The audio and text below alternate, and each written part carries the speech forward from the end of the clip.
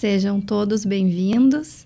Este é o podcast Questão de Ordem da OAB Caxias do Sul. Meu nome é Larissa Zanettini, sou advogada e coordenadora da Comissão de Mediação e Práticas Restaurativas aqui de Caxias. Esse podcast tem o patrocínio da AR Master Sul, assessoria documental. E vou apresentar aqui os integrantes dessa mesa, então. As minhas ilustres colegas, Daniela Feliciano e Cleusa Bristol, que são integrantes também da Comissão de Mediação e Práticas Restaurativas. E nós estamos aqui muito felizes em receber o nosso também colega querido Thiago Breyer, que veio de Porto Alegre para nos abrilhantar aqui nesse momento do podcast. E ele é advogado e também sócio fundador da empresa LegalMap. Esse tema tão importante e pertinente, né, que nós escolhemos, então, a formação e atualização do advogado em um ambiente de negócios em constante transformação, ele vem à tona porque realmente estamos passando aí por um momento de grandes mudanças, né? Continuamos tendo as leis, obviamente, para nos guiar enquanto advogados, mas já não cabe mais ao advogado simplesmente pegar uma lei encaixando naquele caso concreto do seu cliente, né? A gente sabe que o advogado empreendedor, além de todo o conhecimento jurídico, ele precisa muito estar disposto a se qualificar também nas questões das soft skills, né, que nós vamos trazer aqui hoje, que são essas habilidades comportamentais e a importância da criatividade, da inovação, né, Thiago? E tu tens aí uma bagagem muito grande para trazer aqui para a gente, para compartilhar a tua experiência aí de mais de 20 anos na advocacia corporativa, né, nos bancos acadêmicos. Inclusive, foi meu professor na PUC, né? E foi lá que conheci o professor Thiago Breyer.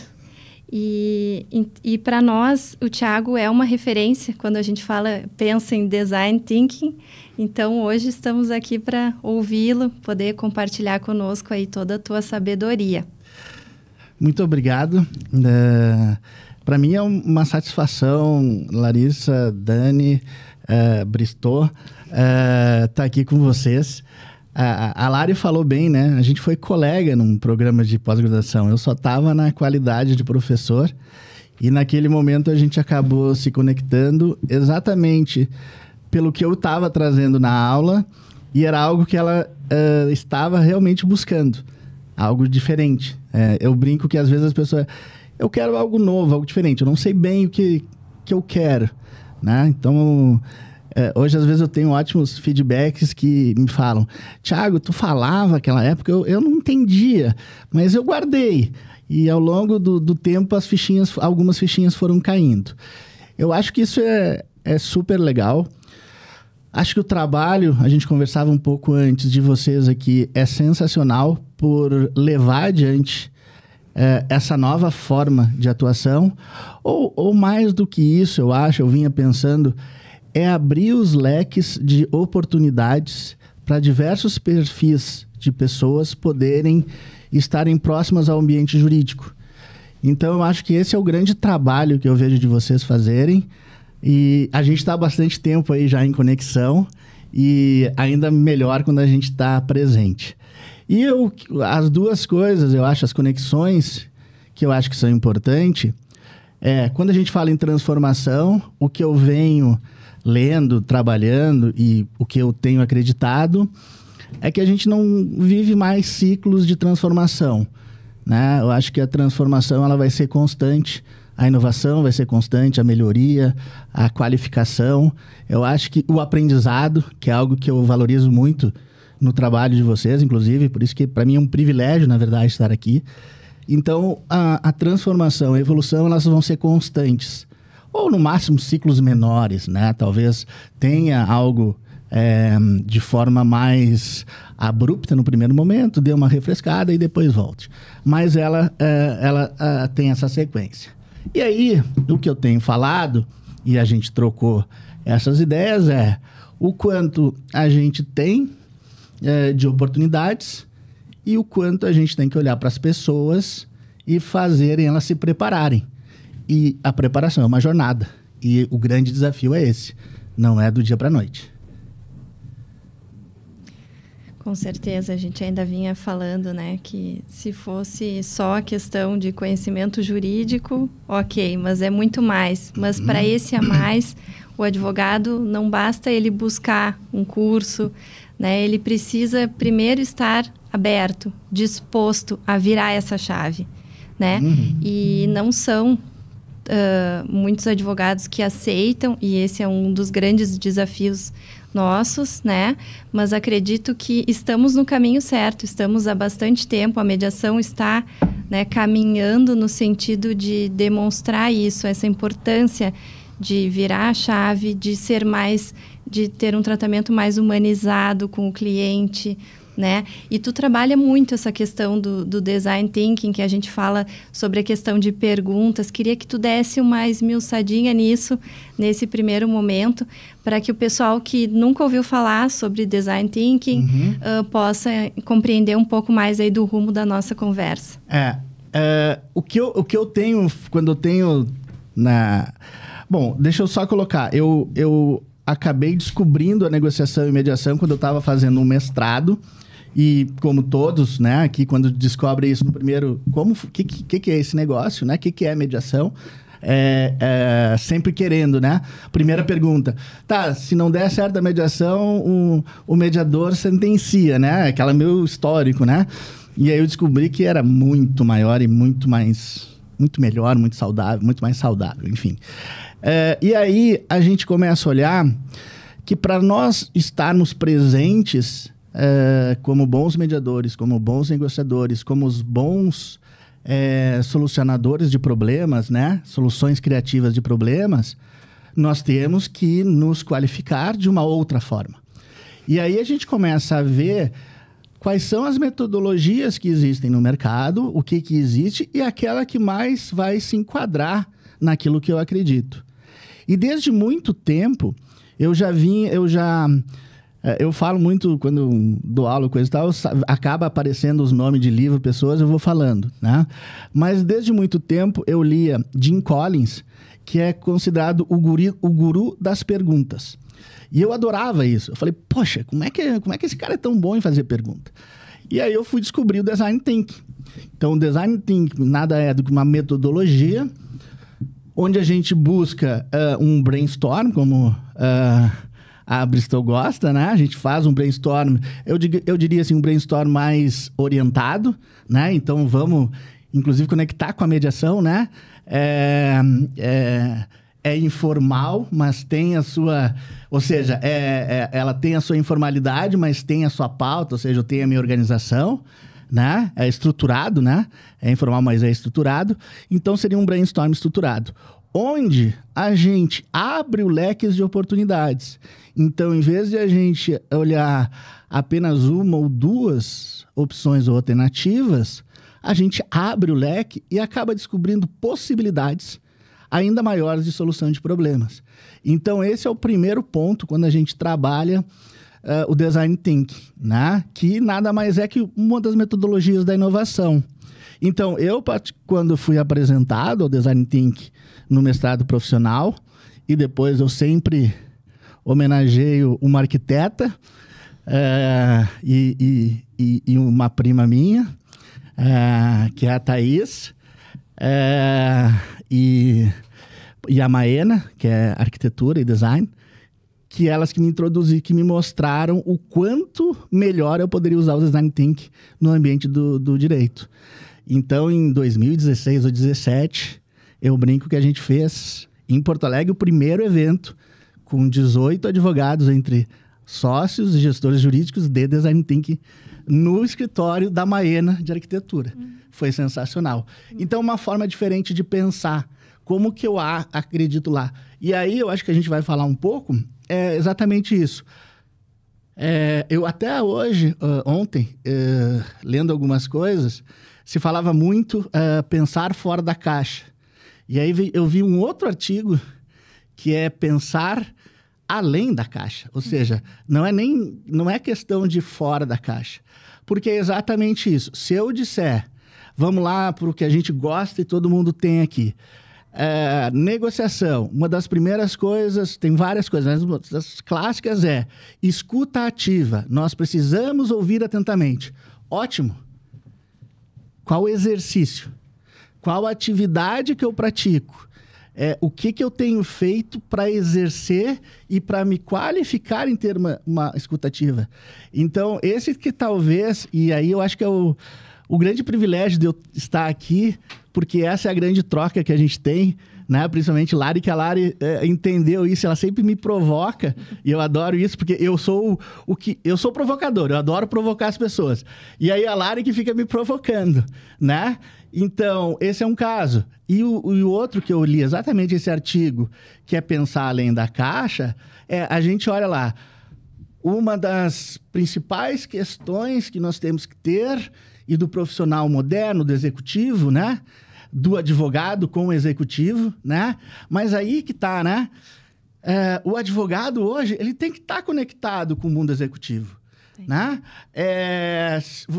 Quem faz direito de família e sucessões tem que estar conectado, porque tem muitas famílias que acabam montando as suas estruturas societárias, tem que entender o pensamento do executivo e essa troca. Ok, então eu tenho que desenvolver o pensamento crítico.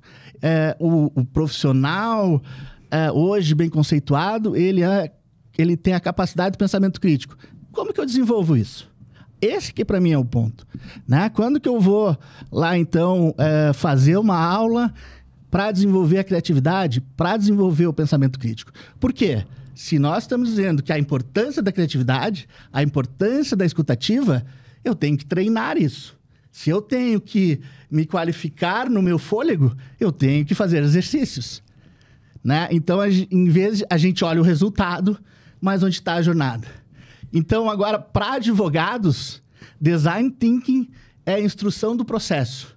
Ou seja, eu tenho que fazer tudo e achar todas as alternativas para depois decidir que tipo de sentença ou tipo de solução nós vamos dar.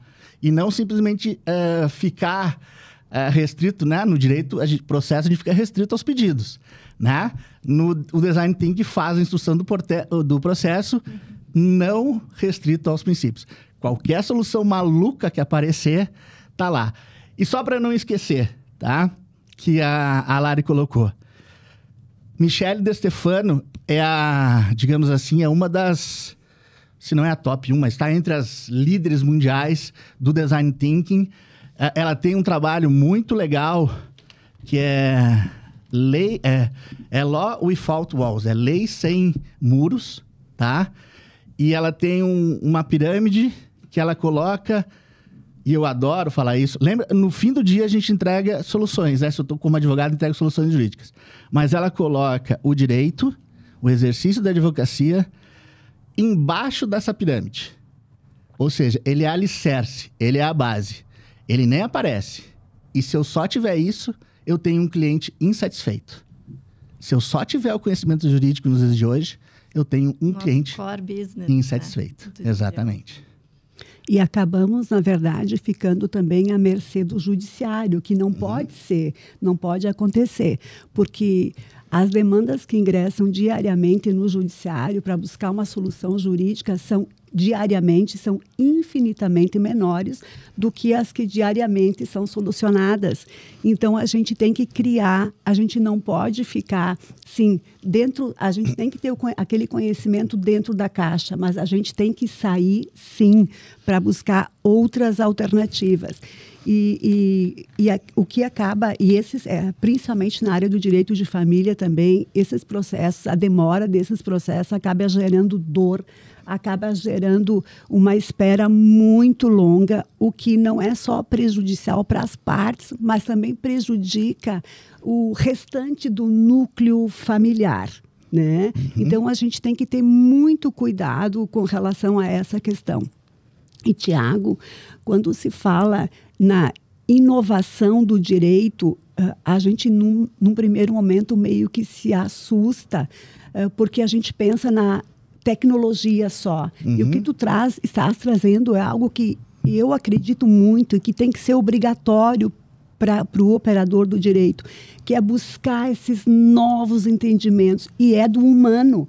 Eu tenho que introjetar valores para poder aplicar esses valores para com as outras pessoas, de respeito, de dignidade, de empatia, com todas essas ferramentas que tu traz, né?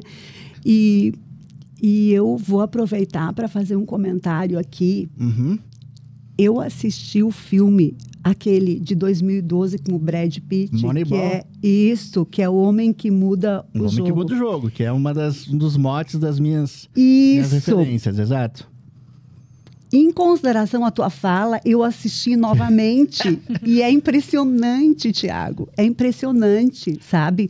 Não se busca só a questão de cálculos, tem que ter capacitação, tem que ter liderança, né? Que é uma fala que tu reporta muito, que tu manifesta muito isso. E eu queria que tu falasse um pouquinho disso também.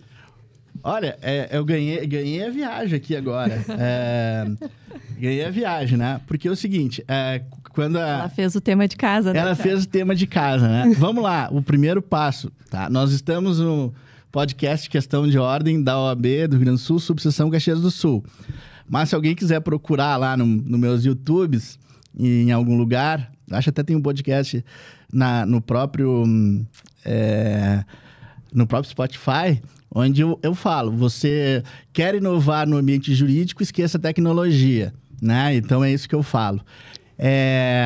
E aí, o que a Bistrô trouxe, eu falo inclusive para alunos, às vezes eu estou dando aula lá no pós, quando eu sou convidado, meu grande amigo Manuel me convida, que foi onde a gente encontrei a Larissa, então já é uma homenagem ao Manuel e ao Ederson.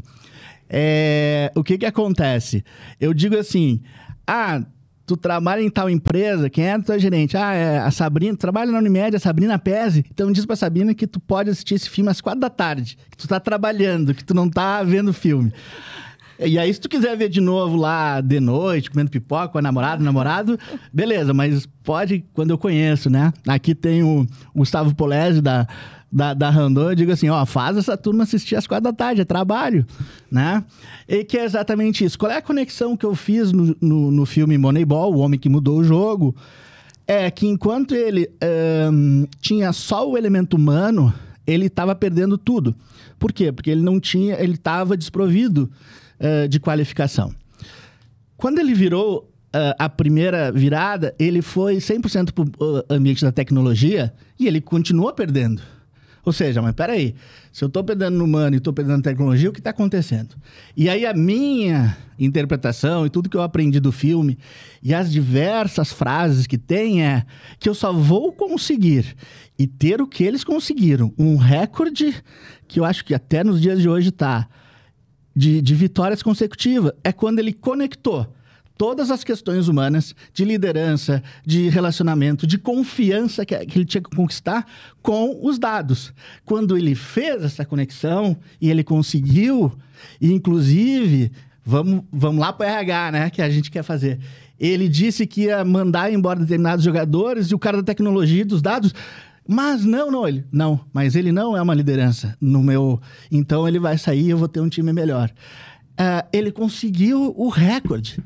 E eu sempre esqueço do nome, o Billy, que é o papel do Brad Pitt, no final ele mudou o jogo, que é o nome.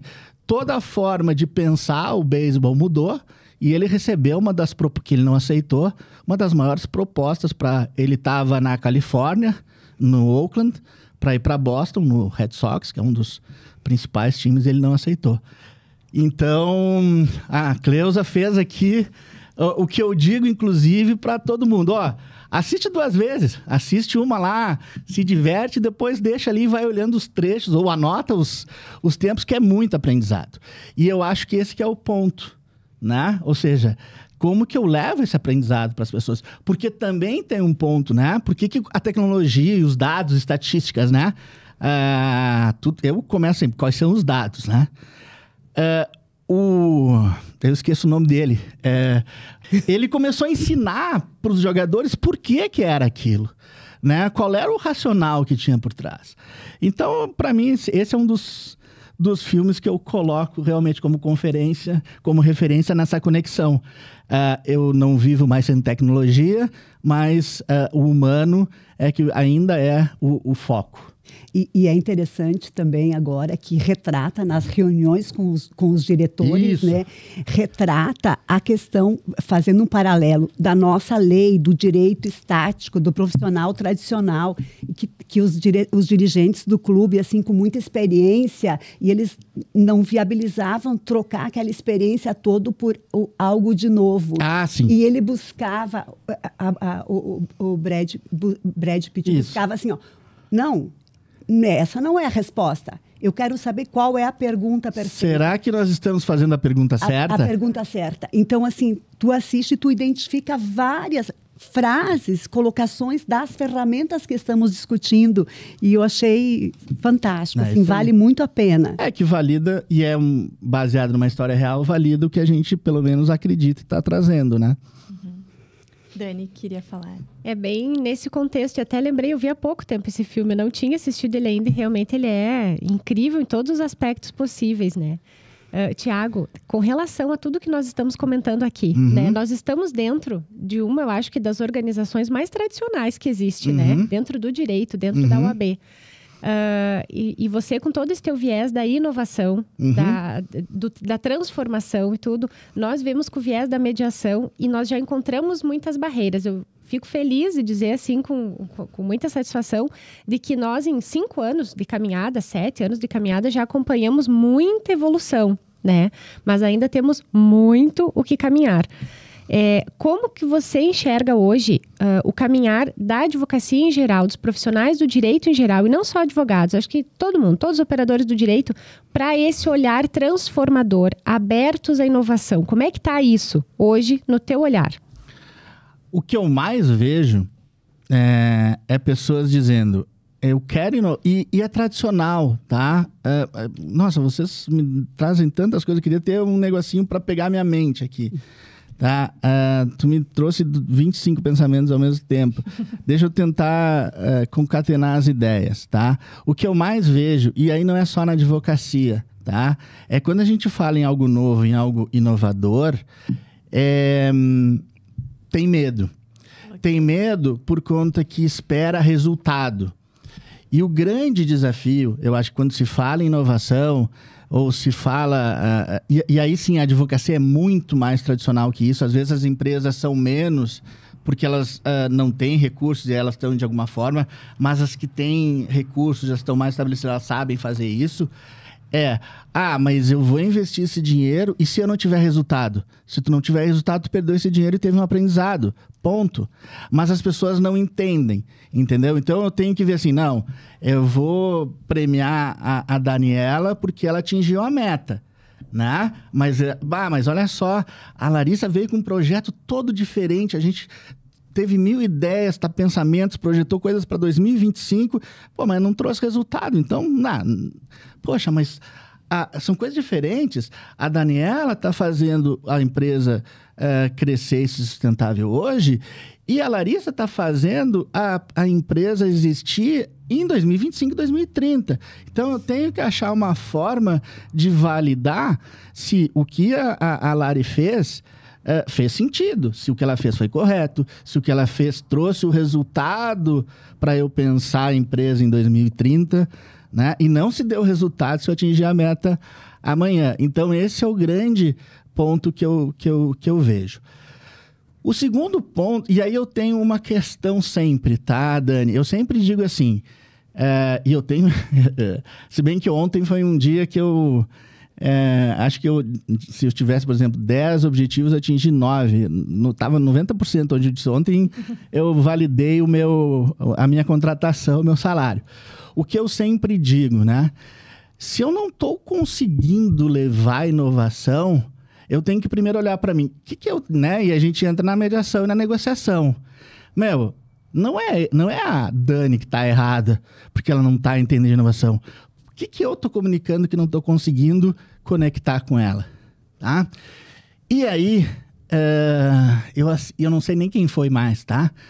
Eu acho que eu penso assim, quando a gente fala inovação, a gente não pode esquecer o que já deu certo. A gente não pode esquecer os alicerces de milênios, né? Se a gente for... Eu não sou filósofo nem nada, até gosto de conversar com gente porque eu li muito pouco sobre isso. Mas tem muita coisa que deu certo e os princípios e valores estão ali ainda, são válidos, mas que eu tenho que apenas acrescentar o mundo que nós vivemos de tecnologia, de novidade, digital, de podcasts, de informação, tudo isso.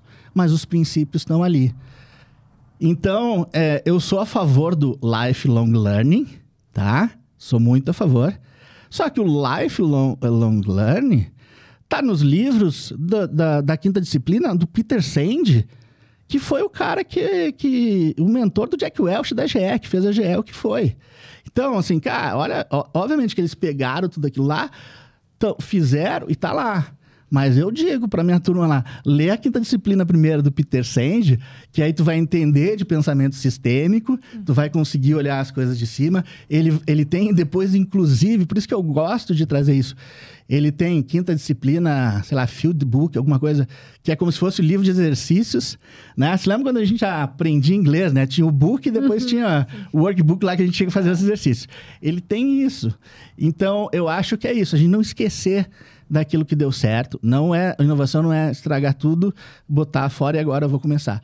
Mas eu levar adiante. Então, esse eu acho que é o ponto, né? Olha, a gente tem a tradição, a gente tem as coisas, mas vamos colocar isso. E o meu jeito de ser é de provocar. Provocar. O que vocês estão fazendo? Quando eu falo, né? Recentemente falei para os jovens advogados, tem um slide lá com as perguntas, né? E se a Amazon abrisse um escritório de advocacia, como é que ele seria? Né? Então, mas o meu escritório tem que ser como a Amazon? Não, faz o teu escritório tradicional, como tu acha, aquilo que tu sabe, e pega um pedacinho e diz assim, tá, mas e se a Amazon tivesse um pedacinho aqui, como seria?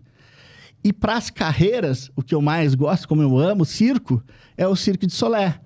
E aí eu pergunto, e se o Cirque du Soleil fosse o gestor da tua carreira, como que a tua carreira seria? Então, a gente tem que fazer isso, mas não é simplesmente, agora eu tenho que virar, né, 180 graus, enfim, tem que fazer tudo ao contrário. Não, vai adaptando, entendeu? Vai colocando, vai indo, e é o que eu disse, olha só, vai lá, 80, 90%, mas separa uma verbinha lá para lá e testar alguma coisa, fazer algo diferente, que é isso que vai perpetuar as empresas e vai fazer a gente renovar.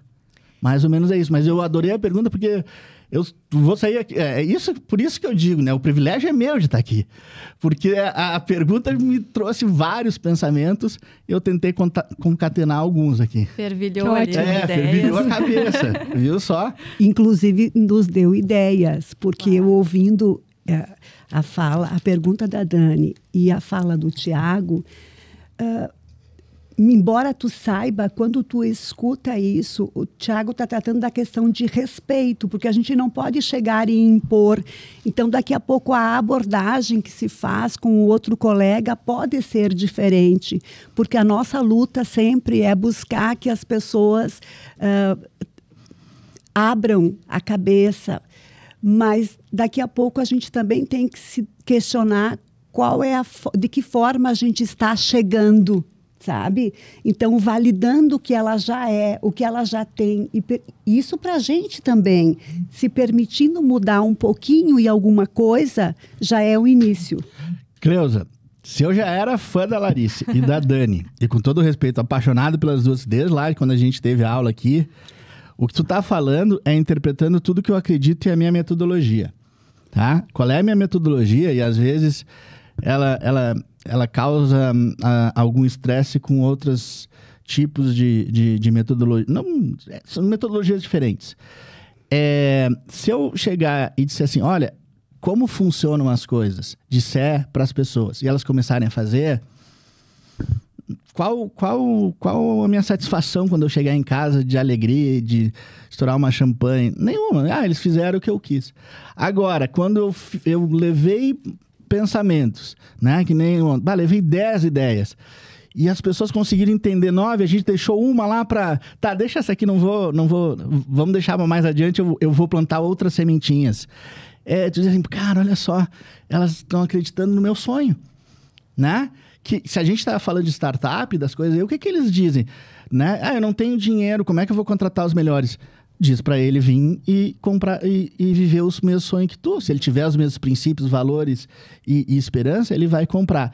E quando eu trabalho... E aí que eu digo, mas eu preciso da mediação, da negociação, da comunicação. Só quando eu estiver fazendo uma negociação, só quando eu estiver como mediador fazendo uma mediação? Não. Eu como gestor, e eu falei isso semana passada, vamos lá, eu tenho 2 áreas da empresa, né? A área A, a área B. E a área B precisa de algo, a área A precisa de algo da área B. E o que acontece? Eles chegam lá, Daniela precisa de algo da Lari, a Dani chega, Lari, eu preciso que a partir de amanhã tu faça isso, isso, isso. E a Lari, tá bom, vou fazer. O que aconteceu? Eu já tenho um possível conflito, né? Aí dá trabalho para vocês ou para a turma que está trabalhando conflitos dentro de empresa, né? Então, vocês não vão nem querer que eu dê assessoria para as empresas. Aí, o que eu falo para ele? Eu falei, cara, faz o seguinte, Dani, faz o seguinte. Vai lá na Lari e diz assim, Lari, olha só, eu tenho necessidade de uma informação que está contigo. E eu preciso dessa informação até as 8h30, todos os dias de manhã.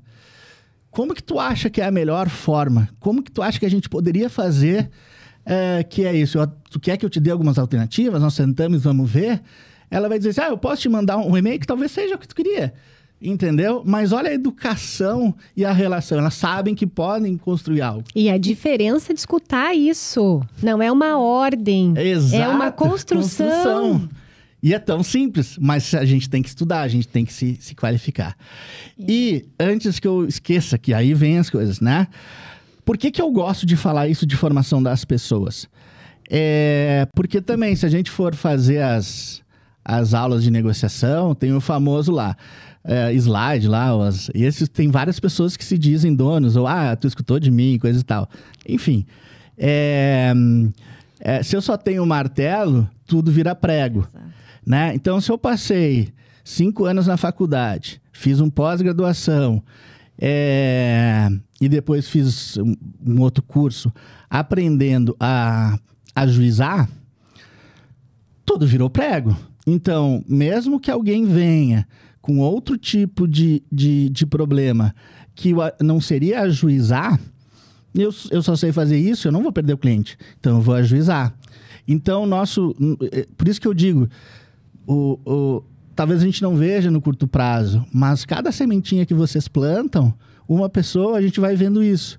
Porque são pessoas que vão saber, olha, isso eu vou ajuizar, mas isso aqui, deixa eu lá falar que eu conheço esse advogado. Deixa eu falar isso. E é a prática. É a prática que a gente vende o peixe. E a gente vive dizendo, né, Dani, nos dá um voto de confiança.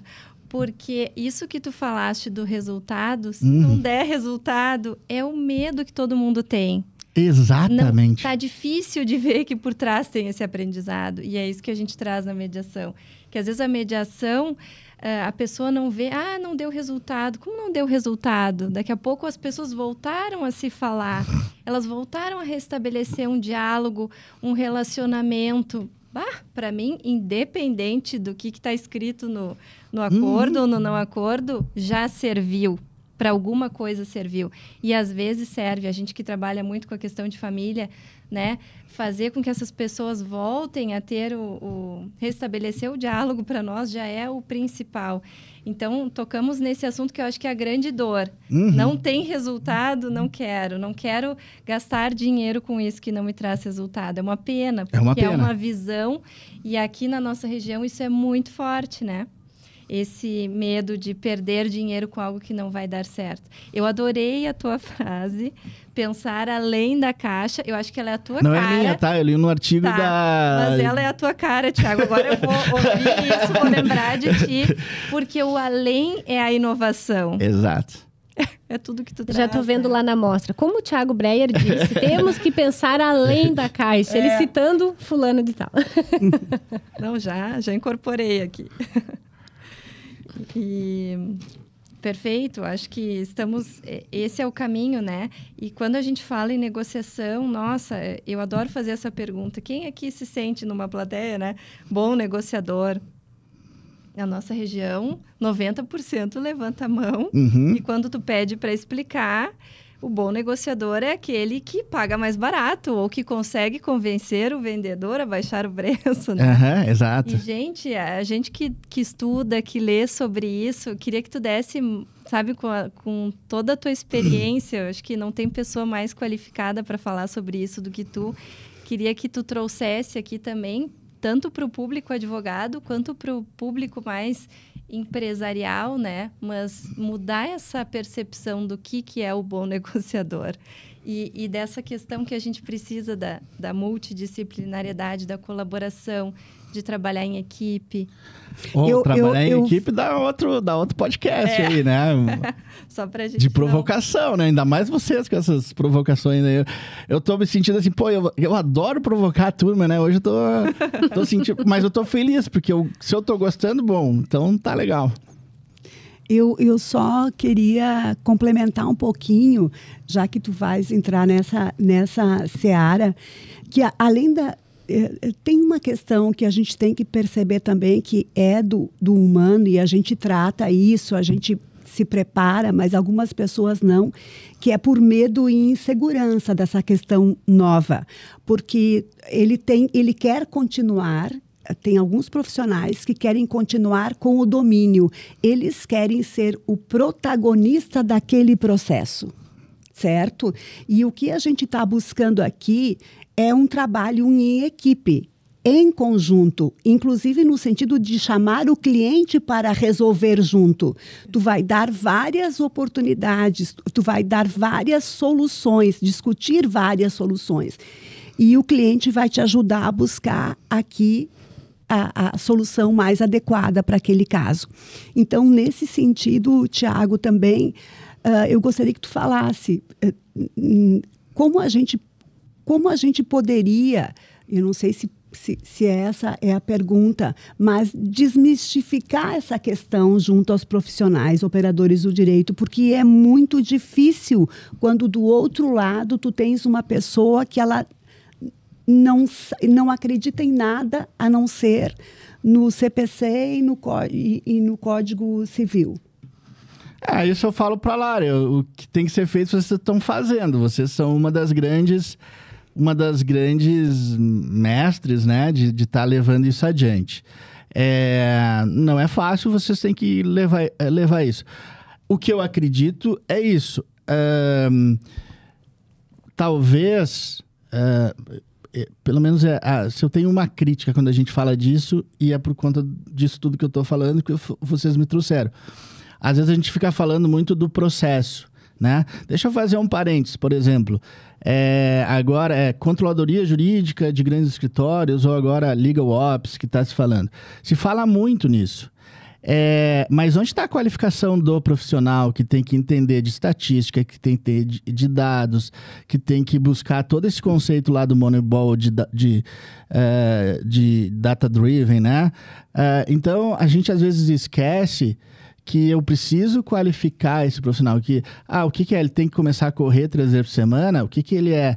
Ele tem que, sei lá, ficar mudo 30 minutos por dia, escutando alguém falar do lado para treinar a escutativa? Ou seja, quais são os exercícios que a gente tem que fazer, né? A outra coisa, né? E aí conectando tudo isso, eu entro até no lado lá que eu gosto quando fala de liderança e tudo mais, que é significado. O que significa isso, né?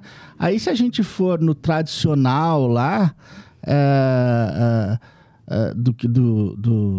de negociação e coisa e tal, se eu vou ter só uma negociação contigo e nunca mais vou te ver, talvez o significado seja um menor preço, né? Mas qual o significado de eu reconhecer a Larissa? Como que a Larissa, negociadora, quer ser reconhecida? Por isso que eu vejo a complementação. Eu gosto da complementação, eu sempre falo, em seguida eu falo para a Lari, eu faço mediação, me formei em mediação, faço todas as questões que seja de conflitos societários, questões do direito empresarial de contratos. E aí eu lembrei até de um caso agora que vai fechar com tudo que tu falou. E acabo entrando, como eu trabalhei em family office e tudo mais, que eu sempre fui meio conector dessas Catalisador. questões. Catalisador. Mas olha só, é esse mesmo. Aí teve um colega nosso, que eu fiz um trabalho, ele falou, Thiago, tu é um catalisador, porque tu vai pegando as coisas de cada um e vai juntando. Já me lembrei de outras coisas aqui agora. Eu vou ter que... tomara que o ChatGPT leia a mente da gente também, né? Porque vem muita ideia que eu duvido que ele tenha. Acho que tem muita ideia que tá vindo aqui. Vamos lá. Post-it aqui grudado na cabecinha. Aonde é que eu tava? Agora eu me perdi até. No catalisador. No catalisador. Que eu acho que é essa grande conexão. Deixa eu fazer uma... vamos lá. Mediação primeiro, tá? Eu fiz um trabalho no meio da pandemia. Eu fui contratado para conflitos societários, tá? Para um conflito societário, era um processo. E aí quem me contratou foi um advogado das partes. E aí ele disse que ia falar com outro advogado. Eu descobri quem era o outro advogado. E falei, o Rafael me contatou, queria que eu fosse. Eu tô falando contigo, eu sou amigo dele, eu conheço ele. E ele, não, Thiago, eu vou dar uma olhada aqui, coisa e tal. Eu falei, olha, inclusive, a gente tem amigos em comum, coisa e tal. E a gente eu comecei a fazer a mediação. Cara, era uma coisa... Sabe aqueles processos... O processo já tinha 7 anos, não tinha saído não tinha tido... Tinha que ter uma perícia lá, era uma disputa empresarial, societária e família, tudo junto, uma coisa maluca. Mas o que estava em voga era o patrimônio da empresa. Nós começamos... E era um processo que eu dizia assim, cara, não vai ter juiz que vai querer julgar isso. Ele sempre vai deixar para o outro. Então, ele já estava há 7 anos numa comarca do interior e não saía, porque já estava cheio de coisa e o juiz dava um despacho lá para ir para outro. E eu disse, nunca vai julgar. E quando chegar lá em cima, vai ficar mais tempo. E aí eu digo assim, nós na mediação, eu acho que a gente chegou a 80%. E aí, só para tentar contextualizar, toda a empresa estava em cima de um terreno que acabou ficando com um familiar. E aí, depois que a gente estava com tudo resolvido, estava se discutindo o valor do terreno. E eu, como mediador, não consegui resolver isso. O resto estava tudo resolvido. Para cá, para lá, tudo mais. E não era... E aí, depois eu vou complementar, não era questão familiar, era realmente empresarial e coisa e tal. E aí eu falei pro Rafael, pro Felipe, eu falei, olha, cara, meu trabalho tá feito. Não tem mais, eu esgotei, eu atingi vocês. E eles, não, Thiago, concordamos, coisa e tal, mas já foi bom e coisa e tal. 3 meses depois, eles me mandam mensagem que eles tinham fechado. Olha e saiu só, a negociação. Incrível. Por quê? Porque eles já estavam lá... O mediador, eu não precisava mais do mediador daí naqueles... Os advogados, eles já foram lá mais do que metade do caminho e eles fecharam. Então, quando tu fala assim, qual o resultado? Teve resultado ou não teve resultado? Poxa... Formalmente, né? Não teve Exatamente. resultado. Mas daqui 3 meses, pronto, tudo Exatamente. resolvido. Qual é o resultado que a gente gostaria de chegar? Então, casou, eu acabei lembrando perfeito. disso, casou bem com o que vocês querem. Só se chegou ao resultado em razão desse trabalho feito. E do tempo que às vezes é necessário para as pessoas internalizarem, amadurecerem toda aquela ideia, fazerem as reflexões necessárias para a tomada de decisão. Porque não dá para o mediador achar que a tomada de decisão vai sair agora. Exato. O ato. E aí o que eu sempre falo para Lari eu faço tudo isso enquanto não entrar questão de marido, mulher, pai, mãe, filha, nora e coisa e tal. Se eu vejo que tem isso, eu não faço. Não, por quê? Porque eu não por mais que eu goste, leia, podemos falar a respeito, mas não é como profissional.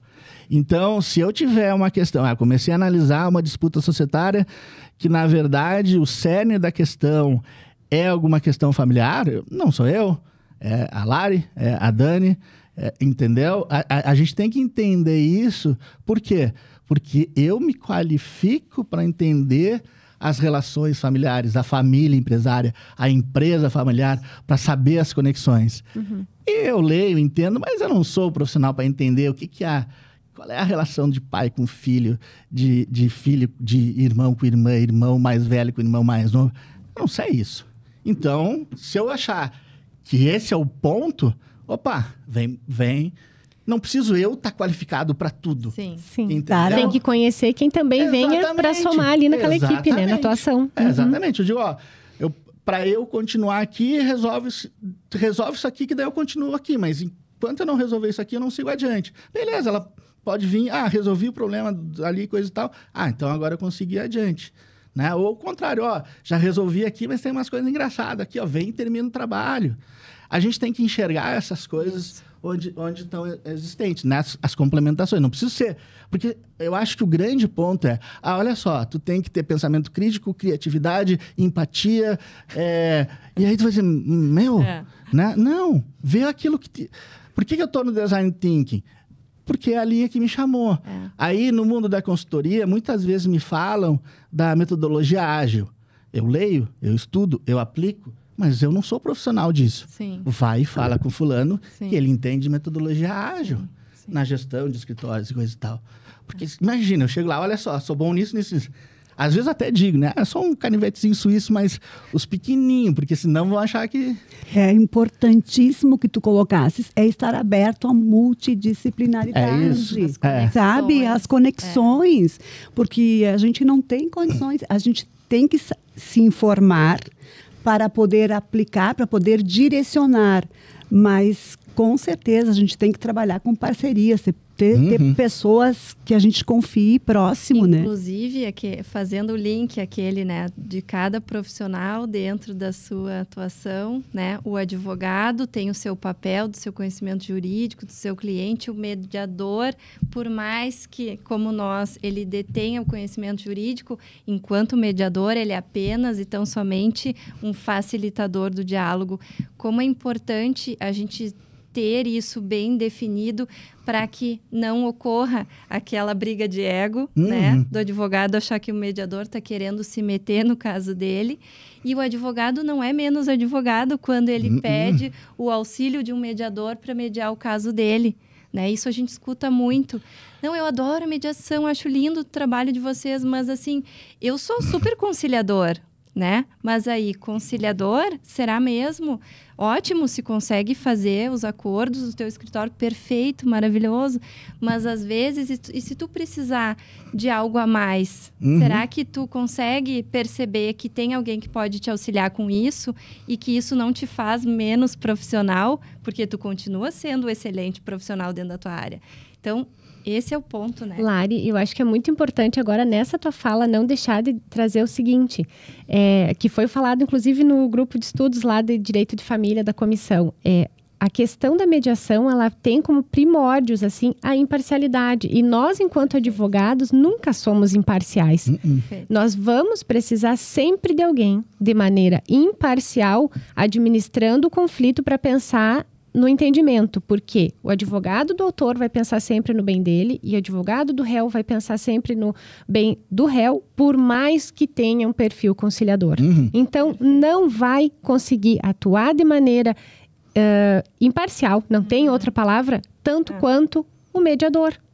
Eu acho que o maior desafio do excelente advogado, que é um bom negociador e busca soluções, é conseguir trazer soluções para cima da mesa que não seja de ninguém. E aí ele vai sempre querer que... mas eu sou o melhor negociador, então a solução tem que ter sido minha. E esse é o desafio.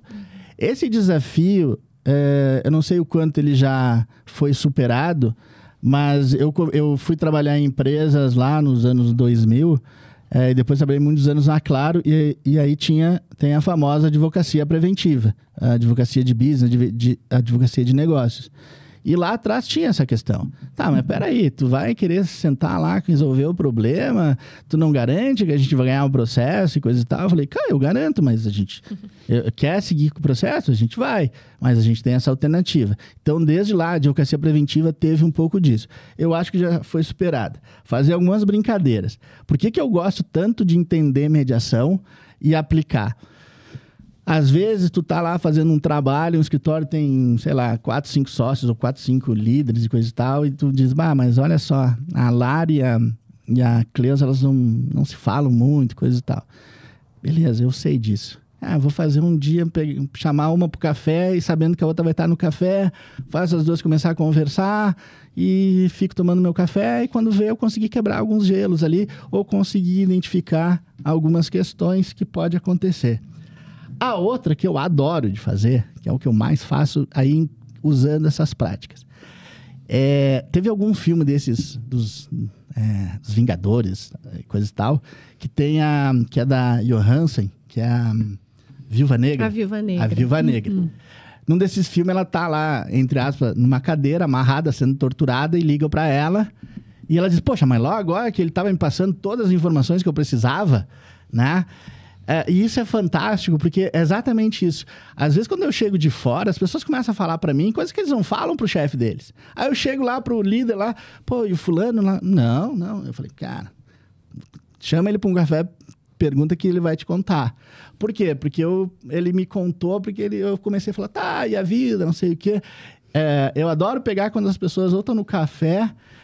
Teve uma empresa que eu trabalhei o ano passado, que tinha uma turma que ficava fumando na esquina lá e coisa e tal.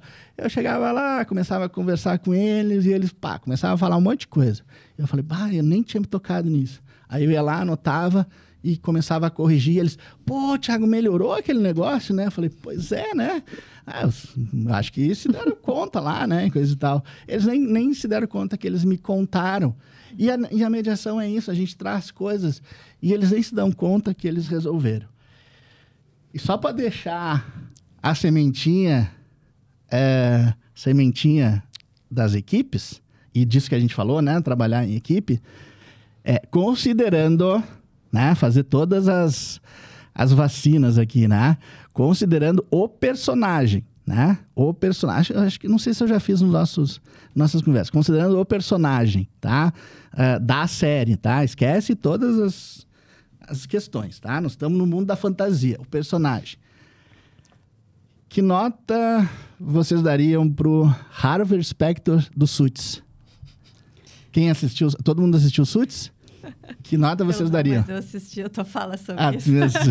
Eu também, então eu vou ser parcial. Daniela?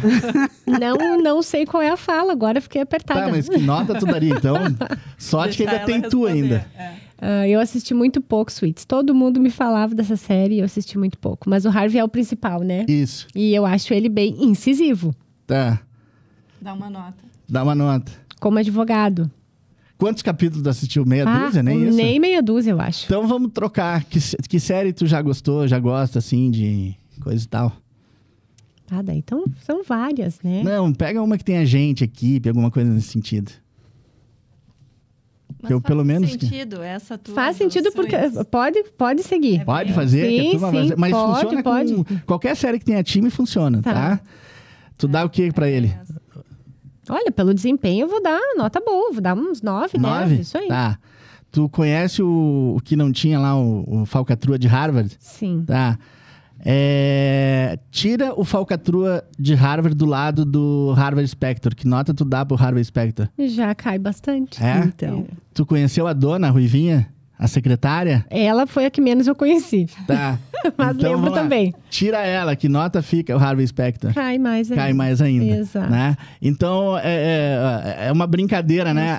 É por isso que eu digo, às vezes a gente tem que usar dessas figurativas. Eu tive um professor que era fantástico, né? E às vezes essas coisas. Primeiro ele dizia assim, Thiago, sempre pergunta por quê, né? Que tu vai ver que as crianças não fazem absolutamente nada, né? Quem tem filho aí não faz absolutamente nada sem perguntar por quê, né? Ou dizer que, mas se eu fizer isso, tu me dá aquilo, né? Então, né? Gastei um caminhão de dinheiro para num intervalo lá o meu professor dizer isso. Mas não tá aprendizado, tá em casa lá e coisa e tal, né? Então, esse é o ponto. E como que a gente faz? E ele diz assim, então, para aqui, pensa e imagina como está sendo feitas as coisas, né? Usar a imaginação, né? E eu gosto de usar essa série. Então, a questão não é, nesse caso, não é ver a série ou entender a série, é ver como que é importante. Por isso que eu brinco. Qualquer filme que a gente pegar que tenha uma equipe, a gente vai ver que cada um sabe o que o outro está fazendo. E se eu tirar um, dá problema. Não tem jeito. Show de bola. Estamos nos apresentando, né? Nos encaminhando para o final, assim. Acho que foi uma troca excelente. Mais uma vez, agradecer a tua participação, a tua vinda a Caxias, né, Thiago? Tirar um tempinho para nós foi incrível. E que bom, né, agora poder fazer esse evento presencial contigo. Que venham mais outros. Obrigada às minhas queridas colegas Cleus e Dani, que ajudaram aqui, né, a fazer todo esse... como é que diz? As provocações do professor Thiago. Eu diria que eu fui um catalisador, hoje eu sou um provocador. Meu negócio... né? Quem sai cheio de dúvida e pensamento é porque a gente chegou lá. O negócio é provocar a turma. E eu acho que eu tenho umas alunas aqui, viu? Eu acho que já tenho umas discípulas aqui. Então, eu tô faceiro da vida. E a frase que ela gostaria de terminar, como eu ouvi Qual de ti... Qual a frase? Não, é tu que dá a frase. Só para terminar, então, porque tu vai falar a frase, e eu queria dizer que, para mim, é muito legal estar aqui. Realmente é um privilégio. Ter pessoas como vocês é muito bacana, é o que a gente precisa, pessoas éticas, corretas, querendo fazer as coisas acontecer. Eu sempre gosto de agradecer quem está nos ajudando a fazer, né? Então, o Ivan e o Guilherme, que estão aqui nos bastidores. E como privilégio, sempre que eu puder e quiserem, vamos aqui trocar ideias. E vou ter que achar um jeito de pegar todas as provocações que vocês fizeram, a Daniela fez, e tentar botar mais ainda no papel. Muito obrigado mesmo, é um privilégio e eu sou muito fã de vocês também. A honra foi nossa. Então, pra gente, eu acho que essa frase fecha bem, né? Se eu tivesse 1 hora para resolver um problema, eu passaria 55 minutos pensando sobre o problema e 5 minutos pensando sobre a solução. É isso aí. Qual a pergunta certa que eu tenho que fazer para resolver esse problema? Perfeito. Incrível. É isso aí. Então, o podcast Questão de Ordem está disponível com um novo episódio toda quinta-feira nas redes sociais, YouTube, Facebook, Instagram e Spotify da OAB Caxias. Não esqueçam de curtir, compartilhar e comentar as nossas plataformas digitais. Mais informações no nosso site, oabcaxias.org.br. Lembrando do patrocínio, a R Master Sul, assessoria documental. E obrigada a todos por nos ouvirem e também agradecimento especial à direção da OAB Caxias do Sul, que proporcionou esse podcast aí para nós, né? O Flávio Zanettini, que foi o cabeça e que teve essa maravilhosa ideia e iniciativa. Obrigada a todos.